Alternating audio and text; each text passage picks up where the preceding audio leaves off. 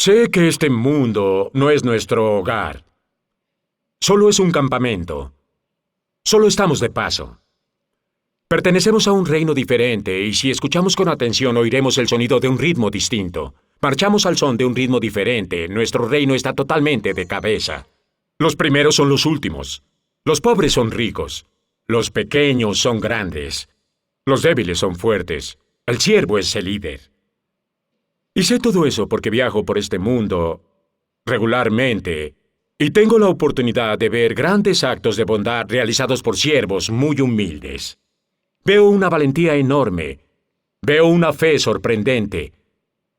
Y sé que habrá grandes sorpresas en el cielo cuando descubramos quiénes eran realmente los héroes entre nosotros. Permítanme contar la historia de uno de esos héroes. Durante la gran hambruna de Etiopía, las personas no solo morían de hambre, sino que fui testigo de la valentía de la Iglesia de Etiopía durante la persecución que la sometió el gobierno comunista. Las iglesias eran tomadas, sus puertas clausuradas, se volvió ilegal reunirse para adorar, ilegal ser sorprendido orando, ilegal abrir o incluso poseer las Escrituras. La iglesia pronto se vio obligada a operar clandestinamente. Pastores y evangelistas eran perseguidos, golpeados públicamente y encarcelados. Durante aquellos años me reuní varias veces con los líderes de la iglesia en Etiopía secretamente, a altas horas de la noche. Necesitaban ser alentados, necesitaban oír del resto de nosotros lo que ocurría en el mundo. No era inusual que ellos pusieran una Biblia oculta en la mesa frente a mí y preguntaran, «Pues, ¿qué le ha estado diciendo Dios?». Yo les hablaba durante una hora, basándome en las Escrituras, y al devolverles la Biblia, veía sus ojos anegados de lágrimas, sus espíritus habían sido colmados, pero volvían a sacarla una hora después y decían, «¿Qué más le ha estado diciendo Dios?». Y hablábamos durante horas en la noche. ¿Qué seres tan ávidos, tan valientes?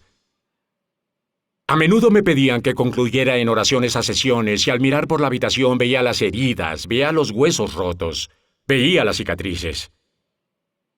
Y me sentía como un muchacho entre hombres, el menos digno en la habitación por mucho de estar guiando la oración.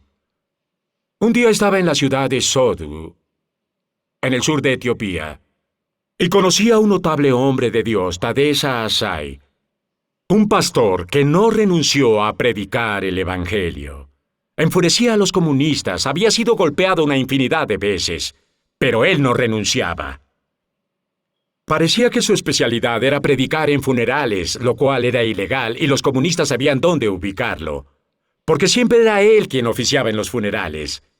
Y había muchos funerales en ese entonces, como podrán imaginar. Los comunistas finalmente se hartaron de Tadessa, lo apresaron y lo encerraron en prisión. Y él pensó, estoy en prisión, no podría caer más bajo, así que ¿por qué detenerme ahora? Y predicó el Evangelio al resto de los prisioneros. Enfureció aún más a los comunistas que dijeron, ¿saben qué? No solo tenemos que callarlo, tenemos que convertirlo en un ejemplo para silenciar a todos los demás que se atreven a seguir al tal Jesús. De modo que decidieron que ejecutarían al pastor. Se dispusieron a electrocutarlo en la plaza pública de Sodu. No tenían una silla eléctrica para oficialmente llevar a cabo electrocuciones, así que tuvieron que improvisar. Y fabricaron un artefacto rudimentario con aislantes eléctricos en un árbol, dejando caer los cables desnudos. Tadessa tenía que colocar sus manos en los cables, enredarlos en sus muñecas y tomarse de ellos. El pastor estaba de rodillas en la plaza mientras se pronunciaban discursos ridiculizándolo y promoviendo el comunismo. Le dieron a ese pastor un momento para entregarse de nuevo a Dios si eso quería hacer y encendieron el interruptor. Y ¡psss! Los fusibles de toda la ciudad se fundieron, se apagaron las luces. Había humo y chispas en todas partes, pero allí estaba él con vida.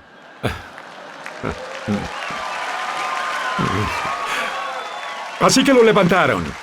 Lo llevaron de nuevo a su celda, llamaron a los electricistas y les dijeron, háganlo bien. Lo intentaremos mañana de nuevo. Toda aquella noche Tadessa predicó en la prisión. ¿Qué otra cosa podían hacerle? Ya sabía cuál era su destino. Muero, todo acaba y voy al cielo. Él predicó y llegaron por él en la mañana siguiente ya reparado el aparato.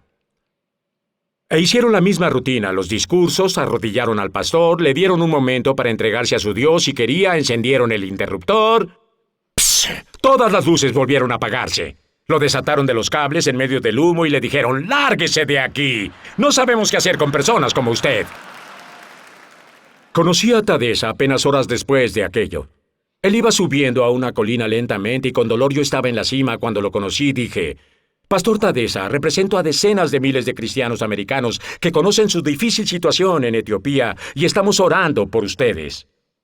Él dijo, oh, gracias, Wes, y cuando vuelva allá, por favor, dígales que nosotros también oramos por ellos.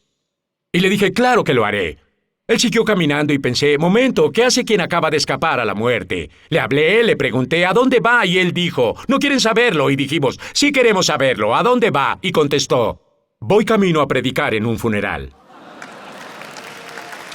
Alcancé al pastor. Me acerqué corriendo a ese hombre y dije, pero antes de que se vaya dijo que oran por nosotros. Cuando oran por nosotros en Occidente, ¿con respecto a qué oran por nosotros? El pastor Tadesa dijo, hermano, ya han visto que nuestro sufrimiento es grave y horrible, pero no se acerca siquiera al sufrimiento de ustedes. Le dije, ¿de verdad? ¿Puede explicarme? Y dijo, usted explíqueme. Aquí en Etiopía, con este tipo de presión, oramos durante todo el día, porque necesitamos a Dios en nuestra vida si queremos llegar vivos al anochecer. Pero me dicen que en América las cosas están bien, que aunque tienen las cosas en orden, es posible que un seguidor de Cristo no ore en todo el día, según sé. Y algunos incluso en toda la semana. ¿Eso es posible, Wes? Y le dije, sí, Tadesa, eso es posible. Él dijo, aquí arriesgamos la vida para reunirnos y tener comunión. Nos necesitamos unos a otros en el cuerpo de Cristo. Solo nos reunimos en los barrancos, entre las montañas, únicamente de noche, siempre y cuando no haya luna y esté muy oscuro. El riesgo lo vale porque nos necesitamos unos a otros.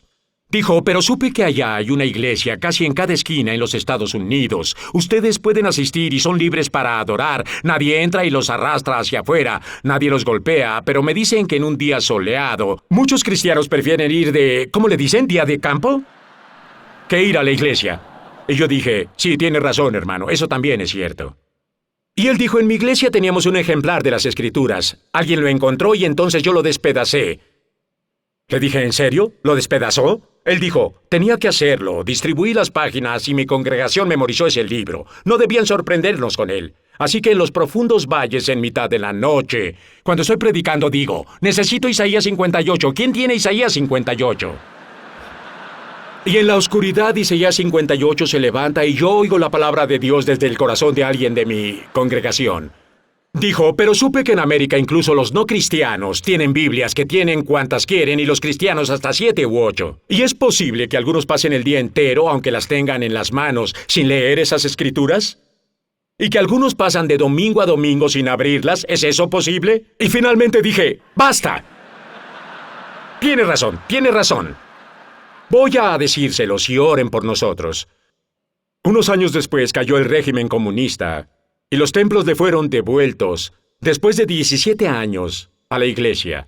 Y a pesar de todas las muertes acaecidas, al reunirse aquel primer domingo, para su sorpresa, no había espacio para todos. Durante la opresión la iglesia creció su tamaño 5 veces. No había espacio para entrar. Fue un primer domingo sumamente confuso. Solo Dios hace eso. El domingo siguiente apenas tuvieron tiempo para poner el altavoz afuera de las iglesias, porque había muchas más personas sentadas en las colinas, afuera de la iglesia de las que podían entrar en ella, y si uno quería entrar y sentarse en la iglesia, tenía que llegar ahí 2 o 3 horas antes. Y la adoración espontánea al compartir lo que fue pasar por todo aquello fue sobrecogedora para ellos.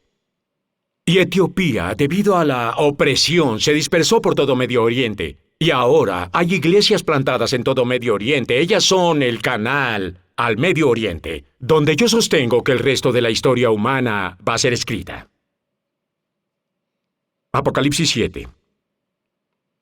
Después de esto miré, y he aquí una gran multitud, la cual nadie podía contar, de todas naciones y tribus y pueblos y lenguas, que estaban delante del trono y en la presencia del Cordero, con palmas y vestidos de blanco. Estos que están vestidos de ropas blancas, ¿quiénes son y de dónde han venido?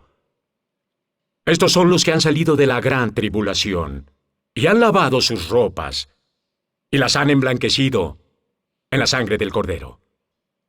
Que Dios conceda que seamos dignos, entonces, de estar con ellos.